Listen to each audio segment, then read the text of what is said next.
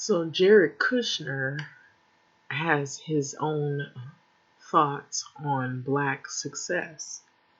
And so he recently was interviewed, and so there's plenty of article and there's even video, but I'm not going to show any video. So I don't know if anybody has seen this, but there's multiple articles that are out about Jared Kushner having thoughts on black success, and they're definitely not the delusions. So that goes into this article here. And I'm going up. So Jared Kushner has some thoughts on black success, and they're definitely not the delusions of a spoiled white brat. And so this article is out of the Independent by Michael Ark Knox out of the Independent. And so here's Jared Kushner pictured here. And he is currently, it says Kushner implied some black people don't want to succeed. And this was on Fox and Friends, so he was interviewed recently. And so he's gotten a lot of pushback and flack from these comments. Jared Kushner is a privileged white man whose greatest accomplishments include being born into a privileged family and then marrying into an even more privileged family. Somehow, this makes him think that he's qualified to lecture black people about how to be successful or how to make it in America. So much so that he effectively implied that black Americans don't want to be successful. So this was on Fox News this morning. So for those of you that missed it, Jared Kushner is the son-in-law of Donald Trump. So in an interview on Monday's edition of Fox and Friends, Kushner mused, "The thing we've seen in black community, which is mostly Democrat, is that President Trump policies are the policies that can help people break out of the problems that they're complaining about." Now let's focus on that word complaining. But he can't want them to be successful more than they want to be successful. And so that's his comments went something or other like that. So it is not a coincidence that Kushners use the words complain. Okay. Heaven forbid that black people speak about the disparities that exist in everyday facet of American society, disparities only widening in the wake of the Trump administration's pathetic handling of the pandemic, better known as COVID-19 or coronavirus pandemic. Disparities that Donald Trump never, ever tries to speak to when asked about these issues. And so even in a debate, it's going to mention that in this article. So a person who truly cared about black people would discuss inequalities happening to black people versus black people simply complaining about it. That distinction is crucial. So not only do we complain too much in their eyes, but it's all our fault for not putting faith in a bigoted president with decades-long history of anti-black discrimination that still shouts out white supremacist groups and is presently allowing a disproportionate amount of us to die in this plague. So someone who only a week ago responded to a question about racism at a final presidential debate with, "I can't even see the audience because it's so dark." Yes, that's as racist as it sounds. So as far as Jared Kushner goes, what has he accomplished exactly? What qualifies him to talk about us or about success, or to us about success, that is? Well, he purchased a building in Manhattan for too much money and ultimately turned to the Middle Easterners, emirs, to save him from the mounting debt that he incurred. And there's a video on Netflix about his dealings with Middle Easterners and his properties. So I'm adding some of this in there as we go. So he also has a long accused history of being a slumlord, and that's also on Netflix, and you can see that yourself in the documentary. So as a senior advisor to the Trump administration, a job that he received because he's married to the president's daughter, he's done nothing of value in service to the country. He was supposed to be behind a national testing plan for the coronavirus until he had abandoned it, reportedly upon realization that most of them are the coronavirus victims lived in urban areas. So in other words, when they found out black and brown people were dying of coronavirus, they decided not to bother. Perhaps that, along with many of the other crimes committed by the administration, might land Kushner a felony conviction like his dad. Oh, there's my black self goes complaining again, huh? Shortly after the clip, Kushner's viral clip went viral, and the White House press secretary, Kayleigh McEnany, released a statement. It's disgusting. This is her lingo, or her language in quotes. It's disgusting to see the internet trolls taking senior advisor Jared Kushner out of context as they try to distract from President Trump's undeniable record of accomplishment for the black community. So from criminal justice reform and a record of HBCU funding to record low black unemployment and a record high income increases, there is simply no disputing that President Trump accomplished what Democrats merely talked about. Those who have worked with President Trump have seen success on these joint objectives, unlike with previous failed Democrat politicians. So this is coming from McEnany, and she's the White House press secretary. So, surprise, surprise, a lot of words that say absolutely nothing. Not all black folks are in prison, and the average white high school graduate earns more than the average black college grad. We also graduate with more debt incurred because of systemic inequalities. And again, the current administration is purportedly not trying to contain a pandemic, or purposefully, actually, they're not trying to contain a pandemic that has harmed all of America, all of Americans, and in particular, black Americans.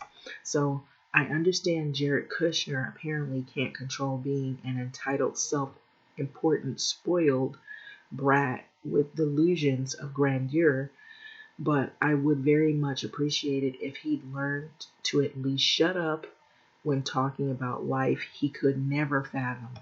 That said, the more reason black voters are given to support Joe Biden's candidacy, the better. And so there are other articles, of course, who basically say similar things like this, but also highlight that some males have tried to go and vote another way based on some of the ills of Democrats. But if you look at what's going on here, this is really overt, and this spells trouble. So also, if you look at this right here, this is Jared Kushner. He actually called out Baltimore, and the Baltimore, I believe it was the mayor, spoke on his city, and he was not really happy about the way they called the city out. It wasn't Jared, but it was actually Trump that called the city out. So tenants say Slumlord Jared Kushner's Maryland properties are crawling with mice and maggots, even as father-in-law Trump tweets about rodent-infested Baltimore. And so that's basically what I was referring to. And so it was actually a House Representative Elijah Cummings, the Democrat who represents Maryland 7th Congressional District. Trump targeted the House Representative Elijah Cummings. Okay, so President Trump was slammed as a racist over the weekend because of the tweets about the rodent-infested Baltimore. And so he had targeted the House Representative Elijah Cummings. So Baltimore County officials, however, noted that it was ironic that Trump was talking about infestation when his son-in-law is accused of being a slumlord. So Jared Kushner owns thousands of rental units in Baltimore County, which tenants say are infested with mice and maggots. So Kushner Properties Management Company also has been accused of using aggressive tactics to collect debts and tenants' rents to move them out, basically. And so that's been a problem. And so it may even still be a problem to this very day. Some people have to fight to get things done in these units. So President Trump tweeted, this was back then, this was in 2019 of July, that he had tweeted on a Saturday and denigrated Baltimore as a rodent-infested mess where no human would want to live, has reignited interest in the conditions of homes owned by slumlord Jared Kushner.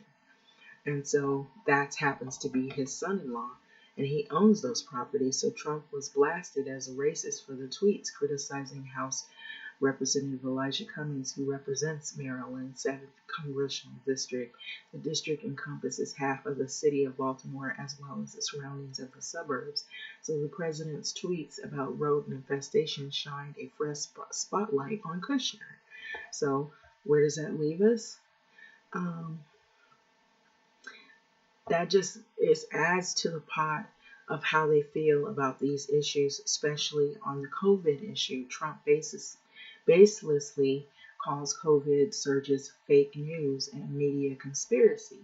So he basically is not looking at it as a real thing. And so we have 8.6 million or more people that have been infected by COVID. This is by Lindsay Elfison.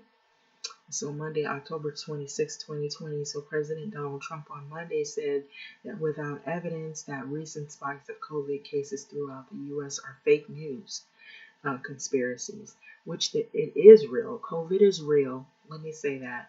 There have been a lot of deaths and there have been a lot of people infected, but somehow this administration won't hold themselves accountable for the things that are happening, and they're still playing this down, even though we're seeing the spiking happening. So cases up because test, a fake news media conspiracy. So this is coming out of Trump's mouth. Trump wrote on Twitter this: many young people who heal very fast, 99.9%, corrupts media conspiracy at all-time high.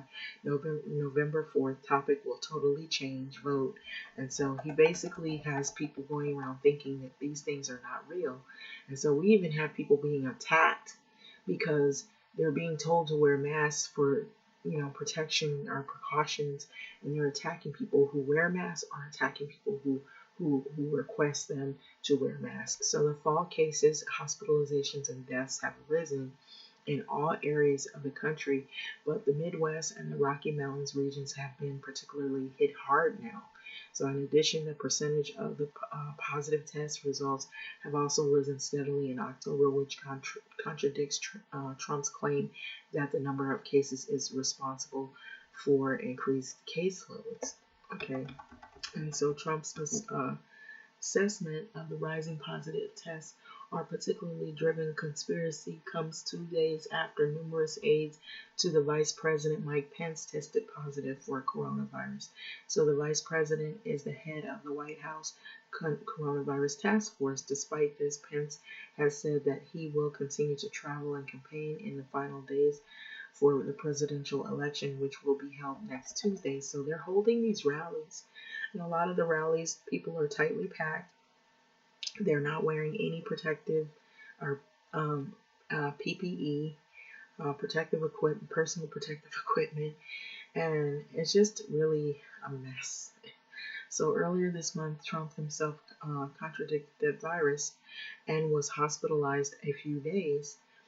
And the First Lady and their son, Barron, has also contracted COVID-19, as did the number of White House officials and prominent Republicans, including the senator and the chairwoman of the GOP. So on Saturday, 84,000 new cases were reported in the U.S., the second highest single day total since the start of the pandemic. So cases are rising in 45 states now, as epidemiologists warn the next wave of infections coming this winter could be even deadlier than the first peak seen in April and May. And so that's why it's important to not really feed into this stuff about this being fake and a conspiracy. It isn't. People are dying, people are getting sick, the hospitals are overwhelmed. And I don't know if you noticed this, but they haven't really said much about Vegas and the casinos, have they? You know why? Because the hospitals out there are overwhelmed and they have a lot of people that are getting infected in those casinos because they're tightly packed. It's indoors. Even if they have the air going and the doors are open and windows are open, really most of those casinos don't have windows. They just have like maybe doors, and that's not going to be enough. And they have like a whole lot of people, hundreds and hundreds of people tightly packed, and they're just sitting there for hours, you know, at a bar. They're playing the slot machines, or they're at tables and they're sitting close together and nobody's social distancing. So a lot of those people are becoming infected. They're having like an overwhelming situation going on in the Vegas area. And so I was looking at that, and nobody's saying anything. We are not really seeing much of that in the news. I know the last time we saw anything about Vegas, they had, I believe she might be the governor of Vegas, and she was trying to get them to reopen her businesses because she said that her businesses were suffering. So,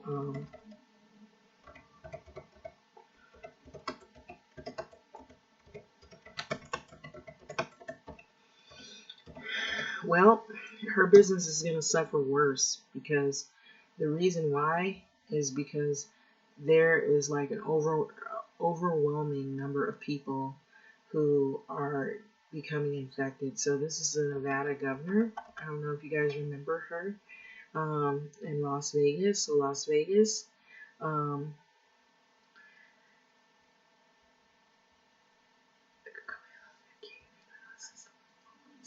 so it's been really bad. But I think what they're doing is they're trying to keep it out of the news because of the spike that is going on out there. So they're supposed to give an update, but I'll be honest with you, I don't think that they want to tell the truth about what's going on, because they don't want to have to reclose their businesses. They're more concerned about the money, pretty much. So, so it says Sislak,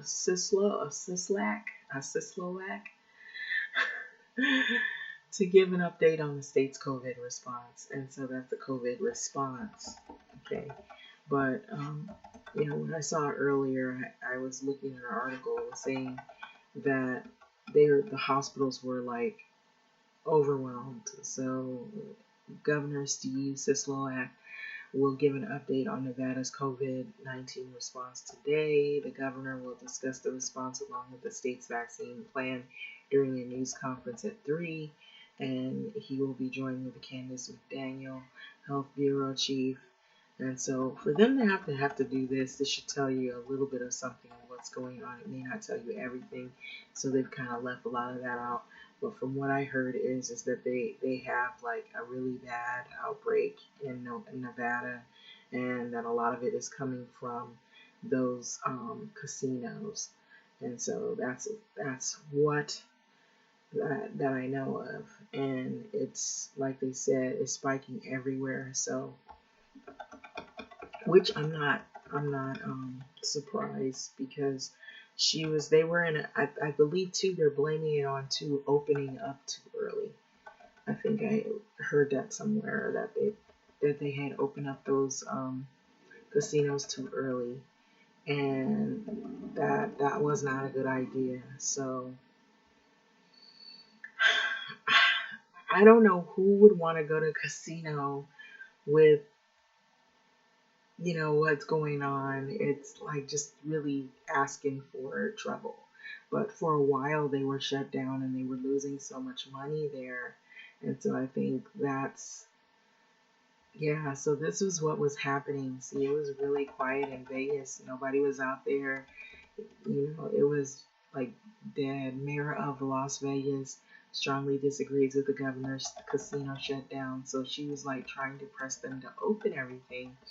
And so they had open things, and shortly thereafter, people started contracting the virus, and it is really bad. So they were more concerned about the people's jobs and the things that mainly, I guess, that area, most of the people rely on those casino jobs. So that's the hard part, you know. And, what do you do? And it's just like even the places like Disneyland, some of the fun attractions, the theme parks, the people that work there, they're suffering because now they're out of a job. That's who most of these people are, the mayor of Reno, all of these places, it's like they're like, I guess because they're non-essential venues, that's why they felt the need to shut them down, but it affects these people's incomes greatly. And so with that going on, wouldn't you think they would have had some type of money or rent relief or some type of relief in place in case something like this happened? But we'll see. That's a developing story. But back to Kushner, and his thoughts on black success, I'm not surprised either that he would say something like that.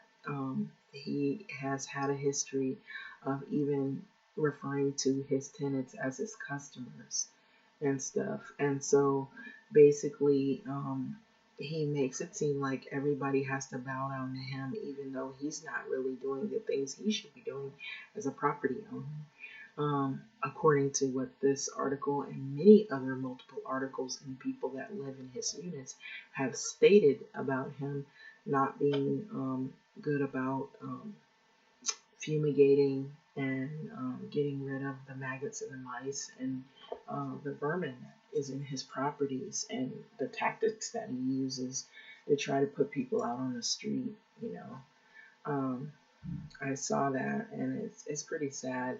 Can you imagine him being your landlord during the time of a pandemic? Whoa, that's really bad. That brings another issue to light because there are people that are just like Jared Kushner, have that ideology that their tenants are their customers, or the tenants have to bow down and take the abuse. And so these are some situations that are happening now. People live in properties where people don't care about the people living there. They only care about the money they're getting and collecting, and that's it. And they won't cancel the rent. They won't lower the rent. They just want the rent, and they don't care what they got to do to get it. They just want you to pay it. And so, therefore, would you think those places would be safe? Would they move people in that were safe? Probably not. And then if they do have people that are good tenants and that have legitimate excuses as to why they couldn't come up with their rent because of major disaster, health issues, things that are going on, do you think that they would respond in empathetic way? Probably not. And so this is even says Kushner Property Management Company has also been accused of using aggressive tactics to collect debt from tenants who move out. And they've also try to force people out. From what I saw, in a documentary, that they do things to try to force people out. Um, so even if they pay, they still try to do things. And so just look at him. It's like he doesn't care. So that's what you're going to get. And I would not vote for anybody that does this. That's my personal opinion. But anyway, with having said that, I'm going to let this video go. I'm interested in to see how Vegas is doing, because from what I heard is that it is really bad there in Vegas. It's spiking, that the hospitals are filled up. I don't know if they're going to really cover this or they're going to hide it from media, but I know I saw that somewhere. And there was an employee or someone was saying that they were afraid to speak out. An employee of one of the casinos or one of the places said they were afraid to speak out. I think it was the hospital. They wanted to speak out to the media, but they were afraid to. They were afraid they would lose their job because they were told not to say anything, because they want to make it look like Vegas is doing okay. So if we hear something in the news that says, "Oh, the numbers, people are doing okay, nobody's getting sick," or the numbers are down and all that, you might want to, think again on that. Think about what's happening everywhere. Think about Vegas, the casinos, people being packed in there. It's probably not safe. More than likely, it isn't. So don't just rely on what they cherry pick. They say, "Oh, the data says that this and this and this." They even had a guy who they had hired who was supposed to be over the data, but he was falsifying information. He was trying to make things look, basically fit the narrative of Donald Trump's theory that, oh, we're, like he said in his one of his rallies where he has people unprotected and they could catch this disease, which you don't know how it's going to treat. Everybody's body's different. You don't know how it's going to treat you if you do get infected. But he's assuming if you're young, and that's what he's telling all these young people who are listening to this. They believe that they can't get infected or it's not gonna hurt them that bad. Then you have people that believe this. People saying, "Oh, well, look at the president. He's not sick." Yeah, that's because he has money. He's around doctors. He's around specialists. He has access to things that other people may not. So don't go on that. Don't risk it. You know, don't risk it. But he has people in there to downplay this thing, to make it seem like it's not as serious as it really is, and that's why you have so many people that become ill and they end up dying. Just seen earlier, there was a football player and he had caught it twice, and he became ill the second time. Now he's not going to play anymore, or at least it's said that he's not going to be able to play this season, and he's black. And so you have a lot of black men thinking, the ones that are supporting Trump. It's not everybody, but there's some that are supporting Trump because they feel, in the beginning they felt he was a great businessman. Look at his son-in-law. He's not a good business guy. His father went to jail for doing things that he should not have been doing, that were, illegal. And so, look, and then when black people get caught for like some kind of minor issue, they go to prison for years. And these guys, somehow they're able to bail one another out.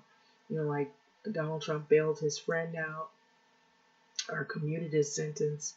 They're able to get away with whatever.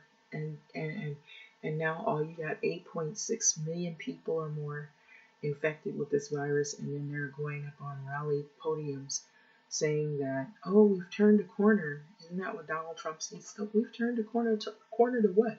A corner to put one foot in the coffin and the other one is slowly sliding in there? That's basically what I'm hearing from what I'm seeing, because we haven't turned a corner, that not one that's positive. So, and having said this, I'm going to let this video go, but you got to watch these people because they are not in the best interest of the black community. And you've got people, there are some people on YouTube, there's some people on social media sites that are encouraging, and they're black. There's some black people who are Trump supporters who are encouraging other black people to vote for Trump, when you clearly see this, that he's not going to help. He's not even helping people from his own background. Now the people who are getting hit the hardest are people in the Midwestern and rural states. And most of those states, you have more white residents.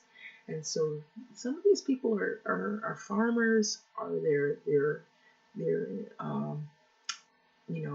they work for some kind of not a company, but maybe it is a company, but it's like They might be kind of workers that have somehow they lost jobs because of the virus, and they're suffering, and there's some states that are conservative but they've lost jobs. He's not even helping people in his own base. He's just saying, he's making promises that he's not going to be able to fulfill, and he hasn't for 4 years that he's been in service. So anyway, having said this, I'm gonna let this video go. Like, comment, subscribe. Just, if I were you or anyone else, you probably should read more about what kinds of things have they done that have really been solid, that have been sustainable, that are true to what they claim that they're going to do. Don't just go on what their promises are. Anyway, I'm going to let this go. But this right here, I don't really believe that they're really going to make things better. I think what's going to happen, it's going to get worse. If he is reelected, it's going to get worse than what it is now. And probably more people will die. There'll be more dissension, more division, more protests. I believe there will be protests anyway. Racism, I don't think, is really going to go away. It may even heighten because they looked at him as he is some kind of savior of all, or some kind of Lord or God. And I believe his niece was right when she says that it's going to be dark and he's just going to send democracy out the window and it'll be autocracy. And he just wants,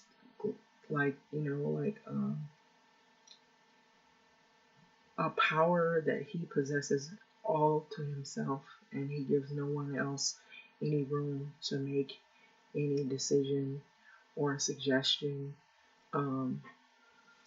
He makes all the decisions and all the suggestions, and everything is about what he believes in, and it's unfair. That isn't a democracy.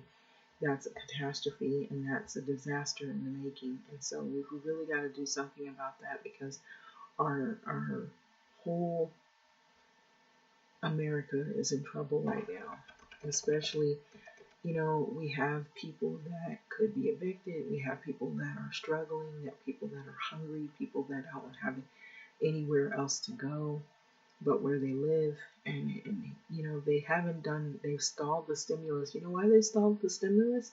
Because Mitch McConnell is Republican, and he basically is more worried about getting Amy Coney Barrett nominated, which they probably already have done, into the SCOTUS seat, because they know they can try to do that, and they've pretty much put a lot of people at risk. The White House has had 2 big outbreaks of coronavirus, but they're willing to push this woman in Ruth Bader Ginsburg's seat so that they can change maybe a decade, maybe a generation, to pretty much cement and force and shove down the throats of people their ideologies. And so they want to take control they want to work on taking control of things in the Senate and in the SCOTUS, and maybe they won't take control of the Senate if Biden gets elected, but they feel that they can really push their narrative in the SCOTUS. But however, that could change if they decide to expand SCOTUS, which they can. I believe they can. And if they expand it, they can actually add more Democrats in the SCOTUS seats, fill some more SCOTUS seats, expand it. So I'm believing that's probably what will initially happen if they do go through with nominating this Trump pick. And Trump specifically said that he wanted to pick somebody that would basically overturn Roe v. versus Wade. And so that is having to do with women's rights and the right to choose whether she wants to have an abortion or not. And so basically picking and choosing what women's reproductive rights are. And so, like I said, it's headed for dark times if they do reelect this president, because he's not looking out for the best interest of actually no one, to be honest. And so, having said this, I'll finally let this go. But it's very disappointing because I don't think people really read about who these people are. They just assumed because they had heard that they were involved in business. They didn't read about their business practices and what their history was and who they are, whether they were good business people. There's a lot of people that are in business. That doesn't mean they're good. There's a lot of lawyers. That doesn't mean they're good lawyers. You can be disbarred. There's a lot of people who are claim that they're for, certain organizations, but all of that can be a whole nother way, you know. And so, and how come I mention that about, just as an analogy, I'm just saying, like, there are different professions, you know, just because that person is in the profession doesn't mean that they have to go by the letter of the law and be this model citizen type of individual. They could be, they could have hidden agendas. There's a lot of landlords. There's good landlords and there's bad landlords. I should have added some more. And as we saw about Kushner's history of being a landlord, a property owner, a lot of people have a lot of scathing reviews about him that aren't good. So, with this being said, thanks for listening.